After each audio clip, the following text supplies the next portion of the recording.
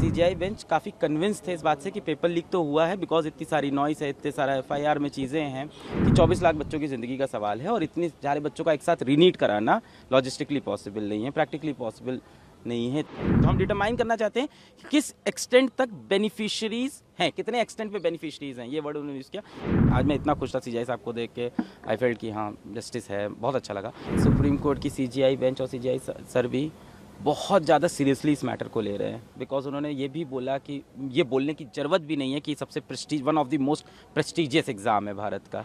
NTA और solicitor general ये बात कह रहे थे कि पेपर लीक नहीं प्रूव हो सकता है। सीजीआई साहब या सीजीआई बेंच काफ़ी कन्विंस थे इस बात से कि पेपर लीक तो हुआ है, बिकॉज इतनी सारी नॉइस है, इतने सारा एफआईआर में चीज़ें हैं। अब वो ये डिटरमाइन करना चाहते हैं किस एक्सटेंट तक पेपर लीक हुआ है, क्या वो लिमिटेड बच्चों में गया है या वो बहुत सारा, जैसे आज के टेक्नोलॉजी का एज है तो उन्होंने ये भी बोला क्या टेक्नोलॉजी की हेल्प से पेपर काफ़ी बच्चों में लीक हो गया है। अब वो ये डिटरमाइन करना चाहते हैं कि रीनीट की, क्योंकि डिमांड थी काफ़ी लोगों की, काफ़ी सारे पिटिशनर्स की रीनीट की डिमांड थी, तो उसमें वो डिटरमाइन करना चाह रहे थे आज सीजीआई कि रीनीट किन बच्चों का होना चाहिए, क्या लिमिटेड पे बच्चों में पेपर लीक है या बहुत ज़्यादा बच्चों में लीक है, क्योंकि वो बार बार उन्होंने ये एम्फेसाइज भी किया कि 24 लाख बच्चों की ज़िंदगी का सवाल है और इतने सारे बच्चों का एक साथ रीनीट कराना लॉजिस्टिकली पॉसिबल नहीं है, प्रैक्टिकली पॉसिबल नहीं है। इतने सारे बच्चों का मेंटल स्टेटस क्या होगा, फिर से तैयारी कर पाए नहीं। तो ओवरऑल अभी ये समझ में आ रहा है कि एक तो उन्होंने टाइम दिया है कि हमें टाइमलाइन बताइए कि पेपर कब आप बनाते हैं, कौन सी कमेटी बनाती है, 2 सेट्स ऑफ पेपर कैसे बनते हैं, डेट कब वो जाते हैं प्रेस में, किस प्रेस में जाते हैं उसका नाम नहीं बताइए उन्होंने कहा, वरना फिर तो अगले साल वहाँ भीड़ लग जाएगी। फिर वहाँ से पेपर वापस क्या दिल्ली ही आता है या सेंटर्स पे जाता है, सेंटर्स पे कैसे जाता है, वहाँ से बैंक्स पे कैसे जाता है स्टेट्स में, फिर वहाँ से सेंटर पे कैसे, पूरी चेन ऑफ कस्टडी जो पेपर की है उसको उन्होंने कहा कि हमें देखना है, ताकि हम डिटरमाइन ये कर पाएँ कि पेपर लीक जो हुआ है क्या वो मॉर्निंग में हुआ था 5 में के, अगर मॉर्निंग में हुआ है तो किस टाइम में हुआ है, कितने टाइम पहले हुआ है पेपर से। अगर बहुत कम टाइम पहले हुआ है तो चांसेस कम है कि स्प्रेड हुआ होगा, और अगर थोड़ा ज़्यादा पहले हुआ है तो चांसेस ज़्यादा स्प्रेड हुआ होगा। और उन्हें ये कंक्लूसिव प्रूफ यही चाहिए अब कि पेपर कितने बच्चों में लीक हुआ है, पहुंचा है कि नहीं। बाकी एक और चीज़ बड़ी अच्छी बोली, जो डिमांड हम सब भी बहुत टाइम से कर रहे थे, उन्होंने ये भी कहा है कि आप अपने डेटा की एक बार एनालिटिक्स की, ऑडिट वर्ड तो यूज़ नहीं किया, उन्होंने कहा अपना डेटा एनालिटिक्स पूरा चेक करिए और उसमें इरेगुलरिटीज़ ढूंढिए। कहीं ना कहीं ऐसे आपको पैरामीटर्स रेड फ्लैग मिल जाएंगे अपने डेटा के अंदर कि ऐसा हो कि 700 के ऊपर जो नंबर है वहाँ पे नंबर ऑफ स्टूडेंट्स या percentile of students last year से इस ईयर ज़्यादा बढ़ा हो, जो कि है एक्चुअली है। इस तरह की चीज़ उन्होंने कहा कि आप डिटरमाइन करके देखिए कि आपके डेटा के अंदर क्या क्या रेड फ्लैग्स दिख रहे हैं जो हर साल नहीं होते थे। और ये भी कहा कि हो सके तो ये गवर्नमेंट, मतलब आप खुद ना करके किसी और एजेंसी से कराएं, एनटीए खुद ना करे, कोई और एजेंसी करे, इस डेटा को ऑडिट करे, वहाँ से रेगुलरिटीज़ मिले। तो अभी तो इन्होंने ये बोला है वेडनेसडे तक का टाइम दिया है कि ये सारी चीज़ें सबमिट करें, फिर थर्सडे को उस पर सुनवाई करेंगे। ओवरऑल ऐसा लगा कि सीजीआई साहब ने काफ़ी बच्चों की बात सुनी। सुप्रीम कोर्ट ने ये भी कहा, चीफ जस्टिस की अगर बात की जाए, कि उन्होंने कहा कि 24 लाख छात्रों के भविष्य का सवाल है, हमें हर चीज़ जो है वो तह तक जाकर देखना होगा। पेपर कब लीक हुआ, पेपर लीक होने का नेचर क्या था, कहाँ लीक हुआ, किस तरह से लीक हुआ, ये तमाम बातें हैं। इसके अलावा सुप्रीम कोर्ट ने ये भी अपने ऑर्डर में लिखवाया है कि जो उल्लंघन हुआ है वो सिस्टमेटिक तरीके से हुआ है, यानी जो ब्रीच हुआ है पेपर लीक को लेके, उसमें वो सिस्टमेटिक तरीके से हुआ है, पूरी परीक्षा को प्रभावित किया है या नहीं किया, उल्लंघन, ये तमाम सवाल जो है वो पूछे हैं।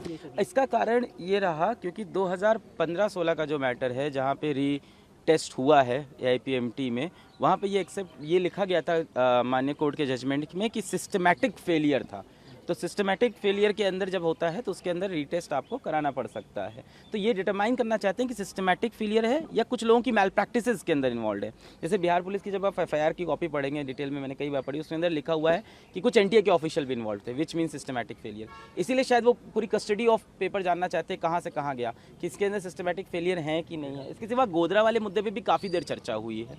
सभी मुद्दों को 2 घंटे तक डिटेल में सुना गया है। अब इतने समय में इतना ही सुन सकते थे, तो डिटेल में गोधरा वाला मुद्दा भी सुना गया है, बिहार का मुद्दा भी सुना गया है, इवन ग्रेस नंबर का मुद्दा भी डिटेल में सुना गया है। एक सेंटर से 6 बच्चे कैसे 720 में 720 ला सकते हैं, ये भी सुना गया है।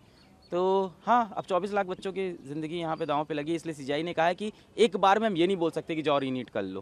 उन्होंने कहा ये कहना भी सही नहीं होगा, इतने सारे बच्चों का स्टेटस है। तो हम डिटरमाइन करना चाहते हैं कि किस एक्सटेंट तक बेनिफिशरीज हैं, कितने एक्सटेंट पे बेनिफिशरीज हैं, ये वर्ड उन्होंने यूज़ किया कि कितने बेनिफिशरीज थे ओवरऑल इस मेल प्रैक्टिसेस से, कितने लोग को फ़ायदा हुआ है। अगर ये 1, 2, 4, 5 है तो उसके लिए हम पूरी बच्चों को इफेक्ट नहीं कर सकते, पर अगर ये नंबर लंबा है, जैसे आपने बोला किस मोड में पेपर लीक, इसके बारे में भी काफ़ी देर बात हुई, क्योंकि 2 घंटा बात हुई तो कुछ चीज़ें दिमाग में चल रही है। आप तो जजमेंट ले, मैं तो 2 घंटा पूरा सुन रहा था, बैठा था।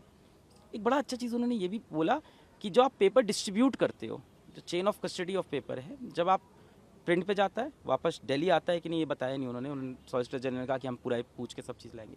उसके बाद पेपर क्या डिजिटली इलेक्ट्रॉनिक मीडियम से तो ट्रैवल नहीं करता है कहीं पे भी, क्या सारी जगह पेपर हार्ड कॉपी में ट्रैवल करता है? अगर इलेक्ट्रॉनिक ट्रैवल करता है तो उन्होंने कहा कि हमारे पास इतनी अच्छी एजेंसीज़ हैं, हमारे पास इतने साइबर एजेंसी, इतनी स्ट्रॉन्ग साइबर एजेंसीज, टेक्नोलॉजिकली हम इतने स्ट्रॉन्ग है, तो वहाँ से हम ये पता लगाएं कि जिस टाइम पेपर डिस्ट्रीब्यूट हो रहा था वहाँ तो कोई चांस नहीं। एक और बड़ी चीज़ अच्छी CGI साहब ने ये भी पकड़ी, और मतलब जैसे so I was today so happy, आज मैं इतना खुश था CGI साहब को देख के, आई फेल्ट कि हाँ जस्टिस है, बहुत अच्छा लगा। उन्होंने एक चीज़ और बड़ी अच्छी बोली कि कितने अब्रॉड में कहाँ कहाँ पे पेपर कंडक्ट होता है, भारत से बाहर कितने सेंटर्स हैं, और वहाँ पेपर कैसे पहुँचता है, क्या वहाँ पेपर डिजिटली पहुँचता है? अगर डिजिटली पहुँचता है तो लीक होने के चांसेस क्या हो सकते हैं? तो उन्होंने ये भी बात की कि हम कोई टेक्नोलॉजी सेक्टर लगाएं, कोई साइबर ऑडिट लगाएं, ऑडिट वर्ड तो नहीं हुआ था, कि किस तरह से हम साइबर सिक्योरिटी लगाएं और पता करें कि पेपर कहीं डिजिटली तो लीक नहीं हुआ है। फिलहाल काउंसलिंग की अगर बात की जाए तो जिस तरह से पहले ही सुप्रीम कोर्ट की काउंसलिंग से पहले ही रोक लगी थी, वो रोक जारी रहेगी?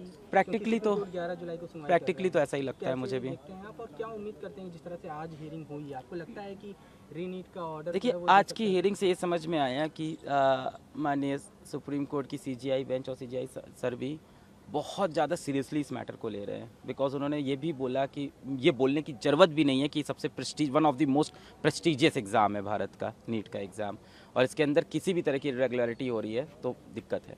दूसरा, आप ये भी देखो, उन्होंने ये भी बोला, बड़ी ही देखा जाए तो बड़ी दूरदर्शी भी थी, उन्होंने बोला नेक्स्ट ईयर क्या स्टेप लेंगे आप कि अगली बार ऐसा लीक ना हो। चलो ठीक है, इस बार लीक हो गया पेपर, उन्होंने ज़्यादा प्रीज्यूम किया ये चीज़ कि लीक हुआ है, क्योंकि प्रूफ्स काफ़ी सारे सामने थे। उनका नेक्स्ट ईयर नहीं लीक हो, इस बात को आप कैसे इंश्योर करेंगे, कैसे SOP इम्प्लीमेंट होंगे? तो ओवरऑल इस सबसे होपफुल तो है कि जो डिसीजन आएगा बच्चों के फेवर में होगा और वो जस्टिस होगी। पर हाँ, ऐसे में यही है कि वैसे फैसलों में फैसले आ सकते हैं, न्याय आना बहुत मुश्किल है।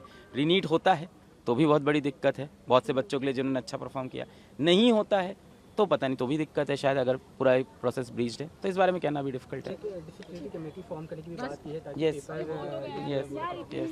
यस बात की उस बारे में कि एक कमेटी बनाई जाए। उन्होंने ये भी सजेशन दिया क्या उसके अंदर किसी सुप्रीम कोर्ट के ही जज को हम अपॉइंट कर दें, इस बारे में भी बात की। हाँ, इसके बारे में बात की है कि ऐसी कोई कमेटी बना जाए, बट अभी तो CBI से ही मांगी है इंस्टेंट रिपोर्ट और सारे डेटा मांगे हैं।